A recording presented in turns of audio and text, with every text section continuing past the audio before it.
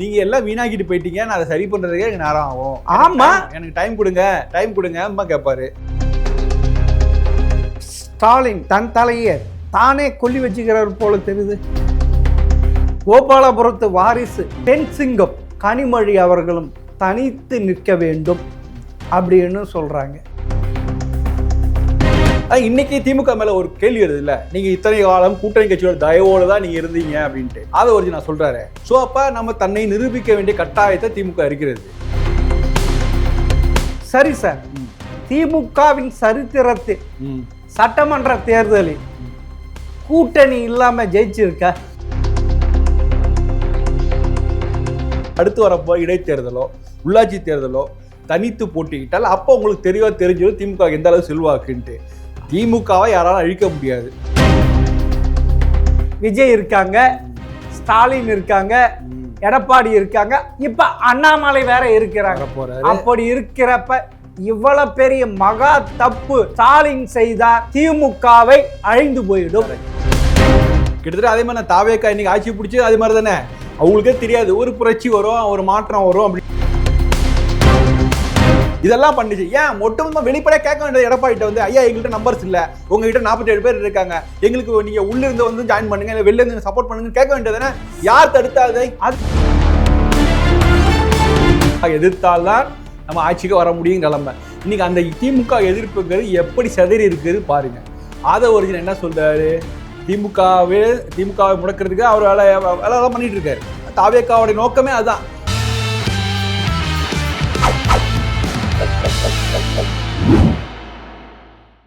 GeM TV நேயர்களுக்கு வணக்கம். எழுத்தாளர் ராம்கி அவரை சந்திப்பவார்கள். சார் வணக்கம் சார். வணக்கம் சார். வணக்கம் சார். ஸ்டாலின் தன் தலையை தானே கொல்லி வச்சுக்கிறார் போல தெரியுது. என்ன இப்படி சொல்லிட்டீங்க? என்ன சார்? ஏன் அவர் அதெல்லாம் செய்ய மாட்டாரு? ஏன்னா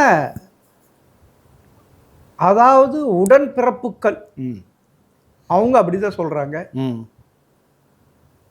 திமுகவின் வாரிசு, கோபாலபுரத்து வாரிசு தென்சிங்கம் கனிமொழி அவர்களும் நாம் தனித்து நிற்க வேண்டும் அப்படின்னு சொல்றாங்க. அது எப்படி இருக்கு? அதாவது அப்படிதானே, தான் தலையில தானே கொல்லி வச்சிருக்க மாதிரி. இல்லை, அப்படி சொல்ல முடியாது. தனித்து போட்டிட்டு நமக்கு உண்மையிலே எவ்வளோ வெயிட்டேஜ் இருக்குது, நமக்கு மக்கள் ஆதரவு இருக்கா அப்படிங்கிறது பார்க்குறதுக்கு வழி இல்லை. அப்படி தானே நீங்கள் பார்த்தாகணும். நீங்கள் 10 ஆண்டுகளாக ஒரு கூட்டணி கட்சியை கட்டமைத்து அவர் பெரிய தமிழ்நாடு பார்க்காத ஒரு நீண்ட பெரிய கூட்டணியாது 2017 ஆரம்பித்தது. கிட்டத்தட்ட ஒரு 10 ஆண்டு காலம் இருந்த கூட்டணி ஆக்சுவலாக. அதுபோல் ஒரு கூட்டணி தமிழ்நாட்டில் இருந்த அந்த கூட்டணியே வந்து அவர் கட்டமைத்தவர் அப்படின்னு சொல்கிறதுல கலைஞரை விட ரொம்ப இன்க்ளூசிவாக எல்லாருக்கூடையும் சேர்ந்து பழைய கொலாபரேட்டர் அப்படிலாம் எல்லாம் பேசினாங்க. பட் அது கூட்டணி சீட்டுக்கட்டு போல் கலைஞ்சு போயிடுச்சு ஆக்சுவலாக. ஸோ அப்படி இருக்கும்போது இன்றைக்கி என்னதான் இருந்தாலும் அந்த கூட்டணிகள்லாம் வந்து நீண்ட காலம் போகிறத பற்றி பிரச்சனை இல்லை. குயிக்காக கூட்டணி கட்டமைச்சு எலெக்ஷனில் ரிசல்ட் என்ன வெற்றி பெறுறோம் அப்படிங்கிறது தான் முக்கியம். இப்போ தெரிஞ்சிச்சு. நீண்டகால கூட்டணி, கொள்கை கூட்டணி, பாஜக எதிர்ப்புலாம் கட்டமைச்சாங்க. அதெல்லாம் இன்றைக்கி வெளிச்சத்துக்கு வந்துருச்சு. ஆனால் இன்றைக்கி திமுக மேலே ஒரு கேள்வி வருது இல்லை, நீங்கள் இத்தனை காலம் கூட்டணி கட்சியோட தயவோடு தான் நீங்கள் இருந்தீங்க அப்படின்ட்டு. அதை ஒரு நான் சொல்கிறாரு. ஸோ அப்போ நம்ம தன்னை நிரூபிக்க வேண்டிய கட்டாயத்தை திமுக இருக்கிறது. சார் அப்போ இப்போ மற்ற கூட்டணி கட்சிகளும் வந்து மற்றவங்களும் வருவாங்க. நான் கூட இன்னைக்கு தமிழ்நாட்டில் 3 பிரதான கட்சிகள் இருக்குது பார்த்தீங்களா, திமுக, அண்ணா திமுக, தாவேகா, 3 கட்சிகள் கூடயும் கூட்டணி சேருவதற்கு ஆட்கள் இருக்காங்க. இருந்தாலும் அதையெல்லாம் ஒதுக்கி விட்டு தனித்து போட்டிட்டு நம்மளுடைய பலம் எப்படி இருக்குன்னு பார்க்கறதுக்கு ஒரு வாய்ப்பா சார்? 2014 பாராளுமன்ற தேர்தல் என்ன சார் ஆச்சு? சரி, அது பாராளுமன்ற தனித்து தானே இருந்தாங்க. இல்ல நீங்க நாடாளுமன்ற தேர்தலில் நீங்க வந்து யார் பிரதமராக வர வேண்டும் என்பதை ஆதரிக்கணும், சொல்லணும். இப்போ என்னாச்சு 2024 எடப்பாடிக்கு என்னாச்சு? ஆமாம், அதே தான் இதுக்கும் இவங்களும் தனித்து போட்டிட்டால் அதே தான் ஆகும். அப்போ நீங்கள் வந்து 2029 திமுக நாடாளுமன்ற தேர்தலை தனித்து போட்டியிட்டால் அன்றைக்கு 2024 எடப்பாடிக்கு என்ன நிலைமையோ அதே மாதிரி தான் வரும். சீட்டு வராது, எல்லாம் வராது. சரி, ஆனாலும் அவங்களுடைய பலம் உறுதி செய்யப்படும். சரி சார். திமுகவின் சரித்திரத்தில் சட்டமன்ற தேர்தலில் கூட்டணி இல்லாம ஜெயிச்சிருக்க நிச்சயமா சொல்லுங்க பார்க்கலாம். அதுதான் இல்ல, அது இல்ல. அதனாலதான் நீங்க சொன்ன பெண் சிங்கம் சொல்றாங்கல்ல, முக்கியமா என்ன சொல்றாங்க, அவங்க நின்று பார்ப்போம், நம்ம பலத்தை வந்து நமக்கு உண்மையிலே எவ்வளோ பலம் இருக்குன்னு தெரிஞ்சுக்கலாம் அப்படிங்கிறதுக்காக. இதுக்காக நாடாளுமன்ற தேர்தல் வரைக்கும் வெயிட் பண்ண தேவையில்லை. நம்ம அடுத்து வரப்போ இடைத்தேர்தலோ உள்ளாட்சி தேர்தலோ தனித்து போட்டிக்கிட்டால் அப்போ உங்களுக்கு தெரிஞ்சிடும் திமுக எந்த அளவு செல்வாக்குன்ட்டு. திமுகவை யாராலும் அழிக்க முடியாது. நிச்சயமா அழிக்க முடியாது. அது பின்னுக்கு தள்ள முடியாது. அது வந்து நீங்க நம்பர் 2ல இருக்கும், நம்பர் 1ல இருக்கும், அவ்வளவுதான். நம்பர் 2ல இருக்கும். அப்படி இல்ல நம்பர் 1ல இருக்கு. நம்பர் 1ல இருந்தா நம்பர் 2ல இருக்கும். அப்படியா? ஆமா. எங்க சார் இருக்கீங்க? ஆமா, இன்னைக்கு வேற என்ன கட்சி இருக்கு நீங்க சொல்லுங்க. நீங்க தாவேகாவை சொல்லுவீங்களா? எது தாவேகாவை சொல்லுவீங்களா? யார சொல்ல போறீங்க சார்? உண்மையில திரு ஸ்டாலின் என்ன அண்ணாவா இல்ல கருணாநிதியா? அப்படிப்பட்ட அண்ணாவே அவர்கள் 1967 சட்டமன்ற தேர்தலில் கூட்டணி வைத்திருந்தாலும் வெற்றி பெறுமோ வெற்றி பெறாதோன்ட்டு தானே பாராளுமன்ற தேர்தல் நின்றாரு. அப்புறமா தானே எம்எல்சி முதல்வர் ஆனார் சார். அவரோட நீ அப்பா டக்கரா ஸ்டாலின்? அண்ணாதுரை 67ல அவர் வந்து சட்டமன்றம் நிக்கல. அவருக்கே ஒரு கான்ஃபிடன்ட் இருந்திருக்காது. நம்ம திமுக ஆட்சி வருமானு அவருக்கே தெரியாது. கிட்டத்தட்ட அதே மாதிரி நான் தாவேக்கா இன்னைக்கு ஆட்சி பிடிச்சி அதே மாதிரி தானே அவங்களுக்கே தெரியாது. ஒரு புரட்சி வரும், ஒரு மாற்றம் வரும் அப்படின்ட்டு தான் 67ல அண்ணா போறாரு. அது கூட்டணியோட தான் போறாரு. ராஜாஜியும் கூட்டணி இருக்காங்க, எல்லாரும் கம்யூனிஸ்டுகளும் கூட்டணியில் இருக்காங்க. ஆமா, கூட்டணியில தான் போறாரு. ஆமா, ஜெயிச்சு வந்த போர் கூட அப்பவும் ஒரு கேள்வி என்னன்னா, திமுக அண்ணாதுரை ஆட்சி கவர்மெண்ட் ஃபார்ம் பண்ணுவாராங்கிற ஒரு கேள்வி இருந்தது. இப்போ ஒரு ரீசெண்டாக ஒருத்தர் கூட எழுதியிருந்தாரு, இல்லை அண்ணாதுரை வந்து ராஜாஜியை வந்து கவர்மெண்ட் ஃபார்ம் பண்ண சொல்லுவார் அப்படிங்கிற மாதிரியான இதெல்லாம் தவறான தகவல். இதெல்லாம் அப்படிலாம் பேசிகிட்டு இருக்காங்க. அதுக்கெல்லாம் எல்லா விதமான இடம் கொடுத்துருக்காங்கல்ல. இன்னைக்கு உடனே இவர் கிளம்பி பெரியாரை போய் பார்த்தாருல, முதல் நாள் வரைக்கும் பெரியார் திட்டிகிட்டா இருந்தார். இவர் ரிசல்ட் ஒரு தடவை பார்த்தாங்க. அதனால இன்னைக்கு இருந்த கன்ஃபியூஷனோட அன்னைக்கு பெரிய கன்ஃபியூஷன் இருந்திருக்கு. ரைட் சார், அது இருந்தது. இதுதான் வரலாறு. அப்படி இருக்க உன்னங்கெட்டா 1996 திமுகவை சமாஜுக்கு போயிருக்க வேண்டியது. அது வந்து திரு மூப்பனார் அவர்கள் செய்த தவறினால் அதுக்கு உயிர் கொடுக்கப்பட்டது. இல்லப்பனா 96 சமாஜி ரஜினி அவர்கள் சப்போர்ட் கொடுத்தாங்க மூப்பனாருக்கு. அதுல வந்து இடையில புகுந்துக்கிட்டு ஜெயிச்சாங்க சார். சரி 96ல் ஒருவேளை ரஜினியோட ஆதரவோடு தமிழ் மாநில காங்கிரஸ் தனித்து போட்டிட்டு இருந்தாலும் கூட வெற்றி பெற்றிருக்கும், மூப்பனார் முதல்வர் ஆயிருப்பார். சரி, நீங்க சொல்றதை அப்படியே வச்சுக்கிறேன். ஆனால் திமுகவை தேர்ந்தெடுத்து தவறுன்னு அப்படின்னு எல்லாரும் ஏன் சொல்றீங்கன்னு எனக்கு புரியல. ஏன்னா இன்னைக்கு கடந்த 30 ஆண்டுகள் 40 ஆண்டுகளில் பெஸ்ட்டு கவர்மெண்ட்னா அந்த 96 to 2001 2001 கலைஞர் ஏன் தோற்று போனாருங்கிறது இன்னை வரையும் காரணம் நிறைய பேருக்கு தெரியாது. காரணம் இல்லை, கண்டுபிடிக்க முடியல. அது எதிர்கட்சிகள் வந்து அது ஒரு நேரம் அவங்களுக்கு கிடைச்சது இலக்கு. அப்படி இல்லை சார், தமிழகத்தில் எப்பொழுதும் ஆன்டி டிஎம்கே தான் அதிகம். உங்களுக்கே தெரியும். அதாவது திமுக தோன்றி 75 வருடங்களாகுது. அது 25 ஆண்டுகள் தான் ஆட்சியில் இருந்தது. ஆனால் அதிமுக 50 ஆண்டுகள் ஆகுது. அதில் 31 ஆண்டுகள் ஜெயிச்சிருக்கு. அப்பனா தமிழக மக்கள் திமுகவை ஏற்றுக்கொள்வது இல்லை, கருணாநிதி ஏற்றுக்கொள்வது இல்லை, கோபாலபுரம் குடும்பத்தை ஏற்றுக்கொள்வதில்லை. அப்படி இருக்க இவர் தனித்து நிக்கணும் அப்படின்னு சொல்றாங்க. இப்ப வந்து களத்தில் யார் இருக்காங்க? விஜய் இருக்காங்க, ஸ்டாலின் இருக்காங்க, எடப்பாடி இருக்காங்க, இப்ப அண்ணாமலை வேற இருக்கிறாங்க. அப்படி இருக்கிறப்ப இவ்வளவு பெரிய மகா தப்பு ஸ்டாலின் செய்தார், திமுகவை அழிந்து போயிடும். கரெக்ட், நீங்க சொல்றது கரெக்ட். நல்ல கரெக்டான புள்ளியில வந்து நிறுத்திருக்கீங்க. திமுக எதிர்ப்பு தான் பல கட்சிகளுக்கு வாழ்வே. திமுக எதிர்த்தால்தான் நம்ம ஆட்சிக்கு வர முடியும் நிலைமை. இன்னைக்கு அந்த திமுக எதிர்ப்புங்கிறது எப்படி சிதறி இருக்குது பாருங்க. ஒரிஜினல் என்ன சொல்றாரு? திமுகவை முடக்கிறதுக்கு அவர் வேலை பண்ணிட்டு இருக்காரு. தாவேக்காவுடைய நோக்கமே அதுதான். திமுக அண்ணா திமுகல இருந்து ஆட்களை வந்து கொண்டு வந்து ஒரு கட்சி நடத்துறதா அவங்களுடைய அஜெண்டா. அது நடந்துட்டு போட்டோம் அப்படியே. ரெண்டாவது, இங்க எடப்பாடி திமுக எதிர்ப்பில் தான் இன்னைக்கும் இருக்கார். அதனாலதான் நம்ம வந்து வண்டி ஓட்ட முடியும்னு அவர் நினைக்கிறாரு. பாஜகவுக்கு என்னென்னமோ கொள்கை சித்தாந்தம் சொல்றாங்க. அவங்களுடைய அடிப்படை என்ன விஷயம்? அவங்களுக்கு வந்து திமுக எதிர்ப்பு தான். தமிழ்நாட்டில் திமுகவை யாரெல்லாம் எதிர்க்கிறாங்களோ அவங்களுக்கு கண்ணை மூடிக்கிட்டு சப்போர்ட் பண்ணுவாங்க. திமுக எதிர்த்ததுனால தான் விசில் சின்னத்துக்கு ஓட்டு போட்டாங்க. இல்லைன்னா அவங்க விசில் சின்னத்துக்கு ஓட்டு போட்டிருக்க மாட்டாங்க. இப்போ வாங்க நீங்க அண்ணாமலையும் திமுகவை தான் எதிர்க்க போறார். ஸோ இத்தனை பேர் திமுகவை தான் எதிர்க்க போறாங்க. அப்ப திமுக எதிர்ப்பு ஓட்டு எப்படி ஸ்பிட் ஆகும்? கண்ணாப்புனான்னு ஸ்பிட் ஆகும். அப்ப திமுகங்க ஒரு கட்சி ஆட்சிக்கு பிடிக்குமோ பிடிக்காதோ, ஆனா அது கட்சியாக தமிழ்நாட்டில் கண்டிப்பாக இருக்கும். இல்ல 2026 சட்டமன்ற தேர்தல் என்ன சார் ஆச்சு? என்ன ஆச்சு? அதாவது ஒரு சின்ன பையன்கிட்ட திரு ஸ்டாலின் 50 ஆண்டு அரசியல் அனுபவம் தோத்து போயிட்டார் சார். கட்சியும் தோத்து போச்சு, அவரும் தோத்து போயிட்டார் சார். அவருடைய அப்பா கருணாநிதி இதுவரைக்கும் சட்டமன்ற தேர்தலில் தோத்தது இல்லை சார். அப்படி இருக்க அதுவும் முதல்வரா இருந்து தோத்தது, இது விட அசிங்கம் இல்லையா? இல்ல இது வந்து என்னன்னா ஏன் தோற்றாருங்கிறத நம்ம பார்க்கணும். அதுதான் அவங்க ஒரு மாதமா ஆய்வுலாம் பண்ணிட்டு இருக்காங்க. நமக்கு நல்லா தெரியும். முதல்ல ஒரு புதிய கட்சி ஒன்று வருது. எப்படி எம்ஜிஆர் வந்தது போல, விஜயகாந்த் வந்தது போல விஜய் வரார். ஸோ எம்ஜிஆர் விஜயகாந்த் கூடலாம் கலைஞருக்கு பழக்கம் உண்டு.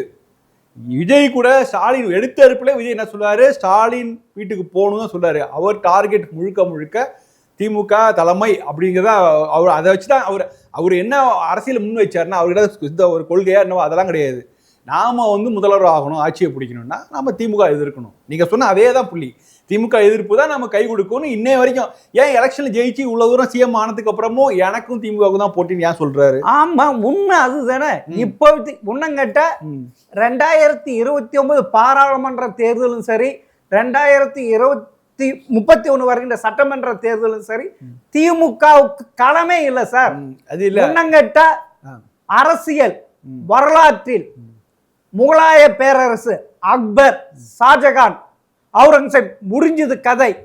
அதே மாதிரி காங்கிரஸ், இந்திரா காந்தி, ராஜீவ் காந்தி, ராகுல் காந்தி முடிந்தது கதை. இதுதான் இங்கேயும் கருணாநிதி, ஸ்டாலின், உதயநிதி முடிஞ்சப்போ இப்ப முடியுது தானே. இன்னைக்கு திமுக இருக்கிறது 1000 குறைகள் சொன்னாலும் ஆட்சிக்கு வராம போனதுக்கு காரணம் வாரிசு அரசியல். நீங்க சொல்றது எல்லா மட்டத்திலயும் இருந்தது. வாரிசுகளை கொண்டு வந்தாங்க அப்படிலாம். வாரிசு வேற, குடும்ப அரசியல் வேற. ரைட்டு. அப்ப நீங்க சொல்ற குடும்ப அரசியல் ஆட்சிக்கு வரவிடாம தடுத்தது கரெக்டா? ஆனா அந்த குடும்ப அரசியல் நீ கட்சியை வந்து இத்தனை காலம் காப்பாத்திட்டு இருக்கு. ஆக்சுவலா இதைத்தான் அதிமுக எதிர்பார்க்கிறது. கேபி முனுசாமி என்ன சொல்றாரு? பாருங்க, வாரிசு அரசியல், குடும்ப அரசியல் நம்ம குடும்பத்தில் உள்ள பிள்ளைங்களுக்கு நாம பதவி கொடுக்காம, ஆட்சியில இல்ல கட்சியில பதவி கொடுத்து அவங்கள வந்து என்கரேஜ் பண்ணாம விட்டுட்டோம். இன்னைக்கு அந்த சிக்கலை மாற்றிருக்கோம். அதனால மிதுன் பழனிசாமி ஒரு பொறுப்பு கொடுத்து அவரை கொண்டு வரணும்னு கேபி முனுசாமி சொல்றாரு. அப்ப என்ன காரணம்? அப்ப கட்சி வந்து இப்ப இன்னைக்கு ஒரு நம்பகமான ஒரு தலைவர், தலைமை வேணும். ஒரு 20 வருஷத்துக்கு இந்த கட்சி இருக்கும்பா அப்படின்னா உங்களுக்கு ஒரு இளைய முகம் ஒன்று தேவை. அங்க உதயநிதி இருக்கார். உதயநிதி இருப்பார்ப்பா. அவர் என்னவா இருக்காருங்கிறது அடுத்த விஷயம். அவர் எதுக்கு தலைவராக இருப்பாரா, இல்லை அந்த போஸ்ட் கூட இருக்காதா, எது அதெல்லாமே. ஆனாலும் அவர் ஒரு முகமா இருப்பார். அவரை நம்பி ஒரு கூட்டம், ஒரு சின்ன கூட்டமாக கூட அந்த இருந்துட்டு போட்டோம். ஆனாலும் அந்த கூட்டம் இருக்குது. அது போல வேற எந்த கட்சிக்காக இருக்கா? எந்த கட்சிக்கும் அது மாரி இல்லை. அதாவது இனி வந்து திமுக இப்படி கோபாலபுரத்து கட்சியாக இருந்தா 10ஓடு 11 அத்தோடு இது ஒன்று தான் இருக்குமே தவிர இனி திமுகவுக்கு எதிர்காலமே கிடையாது சார். அண்ணா யார் என்றால் இன்றைய ஜென்சிக்கு, இளைய தலைமுறைக்கு அண்ணா பல்கலைக்கழக ஞாபகம் வரும். ஈவேரா என்றார், பெரியார் என்றார் சிலைதான் ஞாபகம் வரும். அவர்களுக்கு கொள்கையோ எதுவும் அவசியம் இல்லை. அவங்களுக்கு இது வேணும், ஒரு மாற்ற வேண்டும், நாம் முன்னேற வேண்டும், நமக்கு வேலை வாய்ப்பு வேண்டும், அப்படிதான் சொல்லிட்டு இருக்காங்க. தெரியல இவங்க சொல்ற மாதிரி கொள்கைன்னா எடுபடாது சார். கண்டிப்பா. அதனால தோத்துது திமுக. சரி, அது சரிதான். ஆனா இந்த கொள்கை பேசினால யாராவது குறைந்து போயிட்டாங்களா? இல்ல. இன்னைக்கு ஒரு புதிய கட்சி வந்து என்ன சொன்னுச்சு? கொள்கை பேசி ஏமாறாதீங்க, நான் தரேன், நான் பாத்துக்கிறேன் அப்படின்னு தான் வாக்குறுதி கொடுத்து வந்தாங்க. அவர் எதனா கொள்கை சொன்னாரா? அதான் விஜய் எதனா கொள்கை சொன்னாரா? அவர்கிட்ட போய் என்ன கேள்வி கேட்க முடியும்? நீங்க கேட்டா என்ன சொல்லுவாரு? கொள்கை இருக்கா? நீங்க எல்லாம் வீணாக்கிட்டு போயிட்டீங்க, நான் அதை சரி பண்றதுக்கே எனக்கு நேரம் ஆகும். ஆமா, எனக்கு டைம் கொடுங்க கேட்பாரு. ஆமா, 6 மாசம் கொடுக்கலாமா, 2 வருஷம் கொடுக்கலாமா, எத்தனை வருஷம் கொடுக்கலாம்? கொடுத்துட்டே இருந்தாகணும், வேற வழி கிடையாது. 5 ஆண்டுகள்னாலும் இதை சரி செய்ய முடியாது. உண்மையில இரு திராவிட கட்சிகள் தமிழகத்தை பாழ்குடியில் தள்ளிவிட்டது. அவங்க வளர்ந்தாங்க, அவங்க வாரிசு வளர்ந்தார்கள். ஒண்ணும் இல்ல, மஞ்ச பையோடு ஓடி வந்த திரு கருணாநிதி அவர்கள் இன்று எவ்வளவு பேர் சொத்துக்காரர் இருக்கிறாரு. அவருடைய அக்கா மகன் முரசொலி மாறன் பையன் கலாநிதி மாறன் எவ்வளவு பேர் சொத்துக்காராக இருக்காரு. அவருடைய உழைப்பால் வந்ததா? சொல்லுங்க பார்க்கலாம். கலாநிதி மாறன்லாம் அவருடைய உழைப்பால தான் வந்தது. அதாவது அவர் கட்சியுடைய ஆதரவு இருந்தாலும் தனியாக ஒருத்தர் இந்த அளவுக்கு தொழிலில் ஈடுபட்டு இன்னைக்கு தமிழ்நாட்டிலையும் தேசிய அளவில் வந்து ஒரு பெரிய ஊடகத்துறையில் முக்கியமான தடம் பதித்திருக்காரு அப்படின்னா அவருடைய உழைப்பு இருக்குது, கட்சியோட ஆதரவு இருக்குது, வேறு விஷயம். ஆனா அதுக்கப்புறம் அந்த பணம் எங்க இருந்து வந்தது? அந்த பணம் முதலீடுங்கிறது கலைஞர் கொடுத்த முதலீடு, அதெல்லாம் ரைட்டு. நான் என்ன சொல்றேன், அது அவருக்கு போட்டியாக வேற ஏதாவது ஒரு சேனல் உருவாக்க முடிந்தா? ஏங்க அவர் குடும்பத்திலேருந்து கலைஞர் வந்தது, கலைஞர் டிவி தொலைக்காட்சி, அதால உருவாக்க முடிந்ததா? அவங்க செய்யல சார். அதே மாதிரி மோனோபாலி பண்ணியாங்க சார். இல்ல அவங்க அதே மாதிரி அதிகாரத்தில் அந்த அதிகாரம் அதெல்லாம் இருந்தாலும் தனி மனித உழைப்புன்னு ஒன்று இருக்குது. அவருக்கு ஒரு தெளிவான பார்வை இருக்கு. அதனால நம்ம அவ்வளோ பர்சனலாக போகல. நான் என்ன சொல்றேன், திமுகவை நீங்க ஆட்சிக்கு வருவது வேண்டுமானால் தடுக்கலாம். ஆனால் அது ஒரு கட்சியே அழிஞ்சு போயிடும், அது எல்லாம் காணாம போயிடும். இவங்க சார் அப்படிலாம் நான் இன்னைக்கு சொல்றேன், இன்னைக்கு இருக்கிற நிலைமைக்கு திமுக ஆட்சி வருவது ரொம்ப ரொம்ப கஷ்டம். இன்னும் ஒரு 10 ஆண்டுகள் ரொம்ப கடினமான பாதையில அவங்க போகலாம். 10 ஆண்டுகள் கடினமான பாதையா? அது வரைக்கும் கட்சி இருக்குமா? இருக்கும். அதுக்கு உடன்பிறப்புகள் இல்ல, கட்சி வந்து இன்னும் 40 ஆண்டு 50 ஆண்டுகள் கூட கட்சி இருக்கும். ஆனா ஆட்சிக்கு வருமாங்கிறது கேள்விக்குறி. கட்சி இருக்கும். ஆனா நீங்க சொல்ற எல்லாமே எதிர்பார்க்கறது ஆட்சியை விட்டு போச்சு, ஆட்சி போனது, அவங்க செய்த தவறுகளுக்கு ஆட்சியிலிருந்து மக்கள் அகற்றி இருக்காங்க, அவ்வளவுதான். ஆன்டி இன்கம்பன்சி ஃபேக்டர்னால தான் இந்த திமுக தோற்று போனது சார். எப்பயுமே 5 ஆண்டுகளுக்கு பிறகு அது வராது சார். அது எழுதப்பட்ட விதி சார். தமிழகத்தில் இவர் என்ன நினைச்சிட்டு இருந்தாரு, அதை உடைப்பேன் என்று. கடைசியில என்ன, அவரே தோத்து போயிட்டாரு, மண்ணை கவனாரு. எல்லாரும் ஒப்பாரி வைக்கிறாங்க, ஐயோ ஸ்டாலின் அவர்கள் தோத்து விட்டாரே, இவ்வளவு கோல திட்டங்கள் செஞ்சாரே, இதெல்லாம் அவர் தொகுதியில தோக்கி. சரி, சத்யராஜ் எவ்வளவு பேர் ஒப்பாரி வச்சாரு. சரி நீங்க சொல்றதெல்லாம் ஒத்துக்கிறேன். உடன்பிறப்புகள் எவ்வளவு பேர் ஒப்பாரி வச்சாங்க. நாம கண்முன் பார்ப்போம். இப்போ நம்ம ஒரு 30 ஆண்டுகள் எடுத்துப்போம். 90கள்ல இருந்து ஆரம்பிச்சு இன்னைய வரைக்கும் சென்னையில நீங்க பாக்குற மேம்பாலம், நீங்க பாக்குற புது கட்டிடங்கள், ஐடி பார்க்கு, இந்த நீங்க கண்ணில் பாக்குற எல்லா கட்டிடங்களும் கட்டப்பட்டது திமுக அரசுல தான், ஆட்சியில தான். நீங்க எந்த ஊருக்கு வேணா போறீங்க, டெல்டா எடுத்துங்க, டெல்டால புதிய பஸ் ஸ்டாண்டு, புதிய கல்வி எல்லாமே கட்டினது எல்லாமே திமுக ஆட்சியில தான். அதிமுக ஆட்சியில பெரிய அளவு நடந்ததே இல்லை. அதிமுக ஆட்சியில வந்ததெல்லாம் திமுக ஆட்சி நடந்த தவறுகளை சரி செய்வது மட்டும்தான். புது இனிஷியேட்டிவ் பண்ணதே இல்லை. இன்னைக்கு நம்ம பார்க்குற எல்லா விஷயங்களுக்கான ஆரம்ப இனிஷியேட்டிவ் திமுகவால் செய்யப்பட்டது. எல்லாமே அந்த திட்டங்கள் எல்லாமே கொள்ளையடிப்பதற்காக உருவாக்கப்பட்டது. ஆனால் அதிமுக சமூக நல திட்டங்கள் மூலம் தொடர்ந்து வெற்றி பெற்றிருந்தது. எப்படி எம்ஜிஆர் 13 ஆண்டுகள் கருணாநிதி வனவாசத்துக்கு அமைச்சாரு, அதே ஜெயலலிதா 10 ஆண்டுகள் வனவாசத்துக்கு அமைச்சாங்க. அப்படிதானே சார்? அதெல்லாம் வரதான் செய்யும். இப்ப நீங்க வனவாசம்னா திரும்ப திமுக வனவாசம் போது, அதிமுக வனவாசம்னா புதிய கட்சியில் வந்துட்டாங்க. இன்னைக்கு அரசியல் சூழல் மாறிடுது. இன்னைக்கு எந்த கட்சியும் தனித்து ஆட்சியை பிடிக்க முடியாத சூழல், கூட்டணி அரசியல் தான் விஜய் வந்துருச்சு. விஜய் பண்ணியிருக்காரு தனித்து 108 இதுல 107 தானே, ஆக மொத்தம் 108. அதுல 2 இடத்துல இருந்தா ஒண்ணு ரிசைன் பண்ணி. எப்படி இருந்தாலும் இது ஒரு மைனாரிட்டி கவர்மெண்ட் மட்டும்தான், மைனாரிட்டி கூட்டணி ஆட்சி தான் சொல்லலாம். இதுல வந்து விஜய் தலைமையிலான கூட்டணி ஆட்சி, அது விடுதலை சிறுத்தைகள் பங்கேற்றிருக்காங்க, IUML இருக்காங்க. ஸோ அதனால இது கூட்டணி ஆட்சி தான். 2வது மைனாரிட்டி கவர்மெண்ட் தான். இன்னைக்கு எந்த நேரம் வேணாலும் இந்த அரசு கவிழ்றதுக்கான அனைத்து வாய்ப்புகள் இருக்குது. அதனால இது வரைக்குமான காலம் எல்லாம் முடிஞ்சு போச்சு. இனிமே நீங்க இன்னும் ஜெயலலிதா காலம், கலைஞர் காலம், ஸ்டாலின், எடப்பாடி காலம்லாம் முடிஞ்சு போச்சு. அதே போல ஒரு கட்சி ஆட்சியில இருக்கும், அவங்க வேற யாரும் கூட்டணி பார்ட்னர் சேர்த்துக்க மாட்டாங்க அப்படிங்கிற காலம் தான் முடிஞ்சு போய். இனிமே வரக்கூடியது கூட்டணி ஆட்சி தான். அந்த கூட்டணி ஆட்சியில் யார் ஒரு ஸ்ட்ராங்கா பிளே பண்ணுவாங்க அப்படி பார்த்தா இந்த 2 கட்சிகள் தான் ரொம்ப ஸ்ட்ராங்கான ஒரு பிரதான கட்சிகளாக இருக்க போகுது. ஒன்று திமுக, இன்னொன்று அதிமுக. இவர்களை தவிர்த்து வேறு ஒரு கட்சியால ஒரு பெரிய ஒரு பிரைமரி போர்ஸா இருக்க போதில்லை. அப்ப தேசிய கட்சிகளால கண்டிப்பா இருக்கவே முடியாது. அப்பனா விஜய் இத்தோடு கதை முடிஞ்சிடுறீங்களா? அப்பனா அண்ணாமலை வருகிறார், அவரும் இது ஆயிடுமா? இல்ல நீங்க இல்ல நீங்க இரு திராவிட கட்சிகள் திரும்பவும் வருவதற்கு வாய்ப்பு இருக்கு. திரும்பவும் துரத்திட்டாங்களா சார்? இல்ல திரும்பவும் வரும். அது என்ன வடிவத்துல வருவாங்கதான் நம்ம பார்க்கணும். அவங்க பிரதான கட்சியா வரப்போவதில்லை. ஆனால் ஒரு கூட்டணி இடம்பெறும். இன்னைக்கு விஜய் கவர்மெண்ட்டுக்கு அதிமுக சப்போர்ட் பண்ணி தான் இந்த கவர்மெண்ட் நல்லபடியா ஸ்டேபிளா இருந்திருக்கும். இவ்வளவு பத்தி வந்திருக்காது. டெய்லி இவ்வளவு இன்எக்ஸ்பீரியன்ஸா, அனுபவம் இல்லாதவர்கள் அந்த ஆட்சியில் இருக்காங்க. நிர்வாகிகள் இருந்து ஆரம்பிச்சு அந்த அமைச்சர்கள் இருந்து யாருக்கும் அனுபவம் இல்லை. ஒரு கட்சி அதிமுக, திமுக போன்ற கட்சி வெளியில இருந்து சப்போர்ட் பண்ணி தான் இந்த கவர்மெண்ட் நல்லா ஃபங்க்ஷன் பண்ணியிருக்கும். இது யார் எடுத்து சொல்லுவது? ஏன் இவங்க அதெல்லாம் விட்டுட்டு அந்த அதிமுக அந்த கட்சியே உடைக்கிறதுக்கு ட்ரை பண்ணாங்க அவங்க?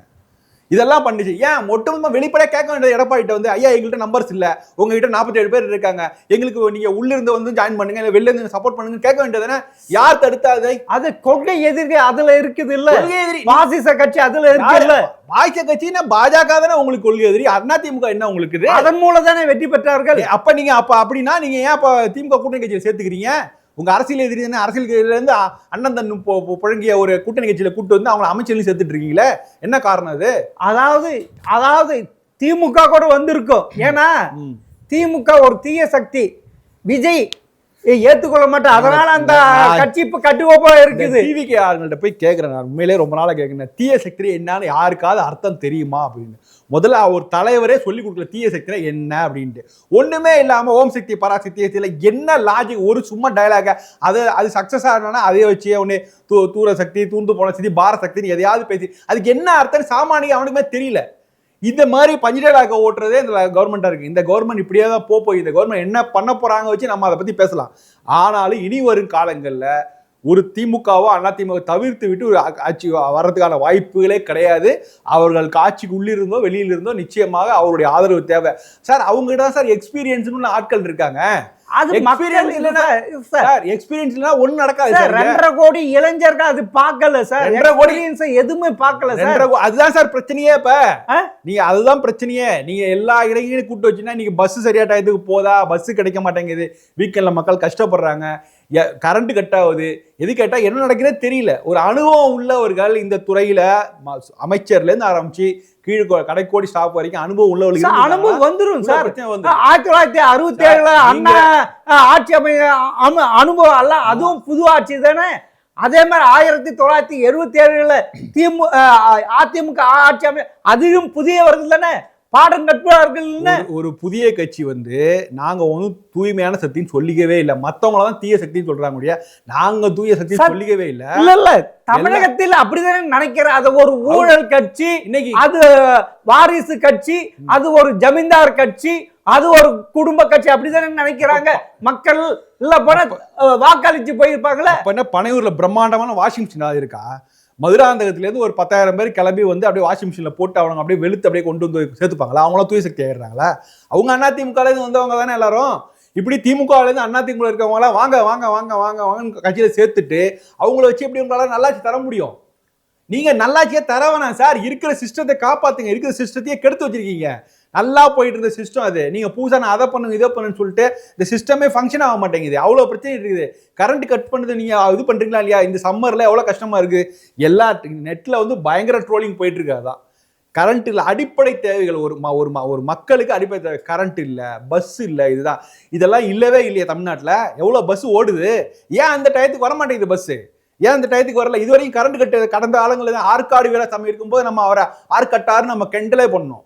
அதுக்கப்புறம் அதிமுக ஆட்சி வந்தது. திமுக ஆட்சியிலேருந்து எடப்பாடி ஆட்சி, ஸ்டாலின் ஆட்சி, எதையாவது நம்ம இந்த மாதிரி சஃபர் ஆயிருக்கோமா?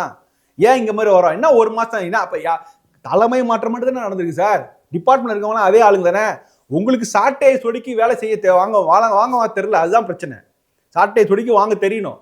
நீங்க உங்களுடைய கவனம் எங்க இருக்குமா? எல்லாரையும் மற்ற கட்சியிலேருந்து ஆளை கூப்பிட்டு வந்து இங்க வந்து புதுசா பதவி கொடுக்கறது. எந்த கட்சியாவது 234 தொகுதிக்கு 234 மாவட்ட செயலர் போடுமா? அது போட்டிருக்காங்க தாவேக்கா. எங்ககிட்ட பதவி இருக்கு, வாங்க வாங்க, உங்களுக்கு பதவி இருக்குன்னா ஆட்சியில கொடுக்குறோம், இல்லைன்னா கட்சியில கொடுக்குறோம். சரி சார், நீங்க அப்படி சொன்னீங்களே. இப்ப திமுக எப்படி தோத்ததுக்கு காரணம் ஒரு கமிட்டி அமைச்சாங்கல்ல, 36 பேர் கொண்ட கமிட்டி அமைச்சல. அதுல என்ன தெரியுமா சொல்லியிருக்காங்க?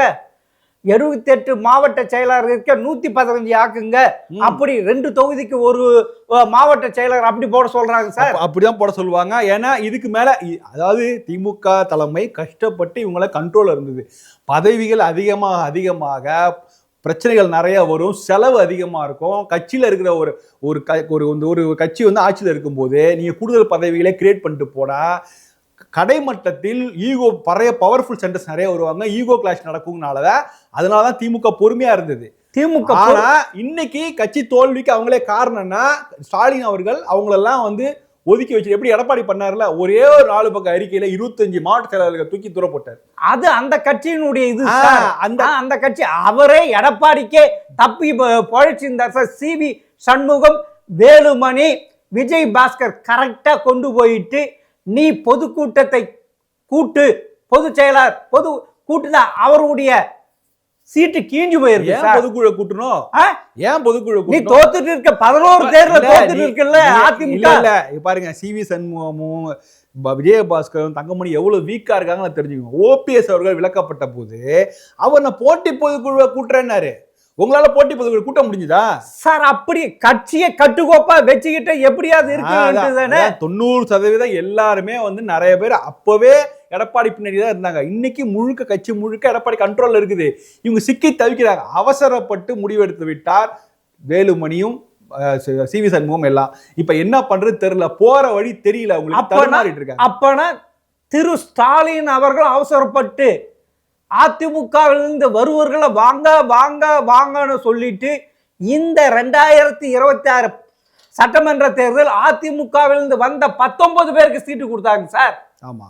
அப்பனா அந்த திமுகவில் இருக்கிற உழைக்கிறவங்க என்ன நினைப்பாங்க? நிச்சயமா அதான் சொல்றேன். நிச்சயமா உடன்பிறப்புகள் என்ன நினைக்கும்? நிச்சயமாக அவங்களுக்குள்ள கட்சி அதுவும் தோற்றது காரணம் தானே. அது கண்டிப்பா காரணம் தான். அவங்களுக்கு பெரிய கசப்புணர்வு இருக்கு, எல்லாம் சரிதான். ஆனாலும் இந்த மாவட்ட தலைவர்களை மாற்றி விட்டு அவர்கள் தேர்தல் தோல்வியாக அவங்களை தண்டித்து விட்டு புதிய மாவட்ட தலைவர் கொண்டு வரணுமே ஒழிய கூடுதலாக தாவேகாவை பார்த்துட்டு தாவேகா 214 பதவி போட்டுற நாமளும் 78 சொன்னீங்களா? ஆமா, அத 115 ஆக்க போறாங்க. ஆக்குனா எத்தனை பேர் வருவாங்க? சரி, நீங்க மாவட்ட செயலர் மாத்திடுவீங்களா? உங்களுக்கு அவ்வளவு அதிகாரம் இருக்கா? விட்டுடுவாங்களா? பழந்தின்னை கொட்டை போட்ட ஏவா வேலு இருக்கு, சேகர் பாபு இருக்காரு, நேரு இருக்காரு, பொன்முடி இருக்காரு, KKSSR இருக்காரு, இப்படி எத்தனோ பேர் இருக்கு. இவங்கள மீறி நீ இது செஞ்சிடுங்க. ஸ்டாலினால் முடிஞ்சிடுமா? எடப்பாடியால் முடிந்ததை ஸ்டாலினால் முடியுமா? அதுதான், எடப்பாடியால் முடிந்ததை ஸ்டாலினால் முடியாது சார். முடியுமா முடியாதா நம்ம பொறுத்திருந்து பார்ப்போம். முடியாது. ஆனா அது முடியாது. ஆனா அங்க ஒரு சிக்கல் என்ன இருக்குன்னா, அங்க எதிர்க்கட்சி தலைவராக உதயநிதி இருக்கிறார். நீங்க சொல்ற பெண் சிங்கமும் அப்பப்போ கருத்து சொல்றாங்க. இன்னும் கட்சியின் தலைவராக ஸ்டாலின் இருக்கிறார். ஸோ இவங்கெல்லாம் கன்சல்ட் பண்ணி தான் ஒரு முடிவெடுக்க முடியும். இங்க எடப்பாடி மட்டுமே அவர் ஒற்றை தலைமையோடு இருக்கிறதுனால அவரால் எளிதாக முடிவெடுக்க முடியும். அந்த குழுவே சொல்லியிருக்கிற உதயநிதி செயல் தலைவராக கொண்டு வர வேண்டும். அப்ப என்ன, திரு ஸ்டாலின் அவர்களால் செயல்பட முடியவில்லையா? சார், கருணாநிதி அவர்கள் செயல்பட முடியாதப்ப அவர் வந்தார். இப்ப எதுக்கு இது எதுக்கு சார்? இதை வந்து அந்த கோபாலபுரத்துக்கு தான் காரணமா? ஸ்டாலின் ஏற்கிறாரோ இல்லையோ, பொதுமக்கள் மற்றவர்களும் குழு கொடுத்திருக்க, அறிக்கை கொடுத்திருக்க. தலைவருக்கு ஒரு செயல் தலைவர்னா எதிர்க்கட்சி தலைவருக்கும் செயல் எதிர்க்கட்சி தலைவர் போடுவீங்களா? எதிர்க்கட்சி தலைவரா என்ன செயல்பாடு இருந்திருக்கு உதயநிதிக்கு? இல்ல, செயல் தலைவர், கட்சி செயல் தலைவர். கட்சி செயல் தலைவர் அவர் கலைஞர் காலத்துல உருவாக்கப்பட்ட பதவி. ஆமா, அவர் கலைஞர் சரியாக செயல்பட முடியல. அவர் வயதாகி போச்சு, முதுமை, அதனால கொண்டு வந்தாங்க. இப்ப இவர் கல்லு மாதிரி தானே இருக்கிறாரு. அதெல்லாம் நல்லா டோப்பா வச்சுட்டு வீக்கு வச்சுட்டு இளைஞர் மாதிரி சைக்கிள் ஓட்டுறாரு, நடந்து போறாரு. இல்ல நம்ம தனிப்பட்ட அளவுல அவர் நம்ம இல்ல சொல்றேன். அவர் இன்னைக்கும் ஒரு நல்ல உறுதியாக இருக்கிறார். பிரதான கட்சியோட முகம் தான். ஒரு நல்ல விஷயம். கூட்டணி கட்சிகளோட ஆதரவு இல்லாம தனித்து செயல்படுவது, தனித்து போட்டியதுக்கு ரொம்ப ரொம்ப நல்ல விஷயம். இனிமே மக்கள் முடிவெடுப்பார்கள். திமுக வேண்டுமா வேண்டாமாங்கிறது மக்கள் முடிவெடுப்பாங்க. அந்த திமுகவை எதிர்ப்பதற்கான ஆட்கள் யாரையும் முடிவெடுக்க போறாங்க. அது விஜயா, அண்ணாமலையா, எடப்பாடியா, வேறு யார் என்பதையும் மக்கள் முடிவெடுப்பார்கள். நான் பார்க்கிறேன். சரி சார், பொறுத்து இருந்து பார்ப்போம். மிக்க நன்றி சார்.